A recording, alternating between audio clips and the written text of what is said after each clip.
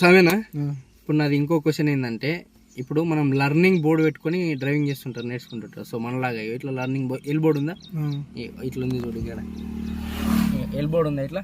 So ఇట్లా L board అనేది red colour tape వేసుకొని, అంటే మనం రేడియం వేసుకొని కార్ నడిపిస్తుంటారు, లర్నింగ్ వేసుకొని నేర్చుకుంటుంటారు.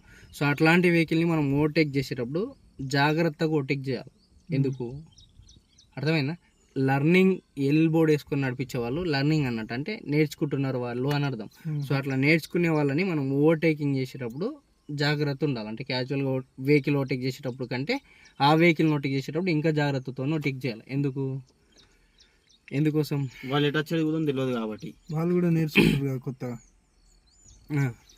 వాళ్ళు ఎటు వచ్చేది కాబట్టి తెలియదు కాబట్టి ఎటు వచ్చేది దిగుతాం. అర్థమైనా? చెప్పురి, కరెక్ట్ రీజన్ చెప్పురి పర్టికులర్గా. అంతే అన్న. ఇప్పుడు వాళ్ళు నేర్చుకుంటారు. ఎగ్జాంపుల్ వాళ్ళు ముంగడ ఏమన్నా బండి చేసింది, ఏదైనా చిన్న సైడ్లు కూడా డైరెక్ట్ గా మలుపుతారు. అందువల్ల మనం చూసుకుంటూ వెళ్ళాలి. ఓకేనా? సో వీళ్ళు చెప్పిన ఆన్సర్ కరెక్టా తప్ప? ఒకవేళ తప్ప అయితే కరెక్ట్ ఆన్సర్ ఏందో మీరు కామెంట్ చేయరు.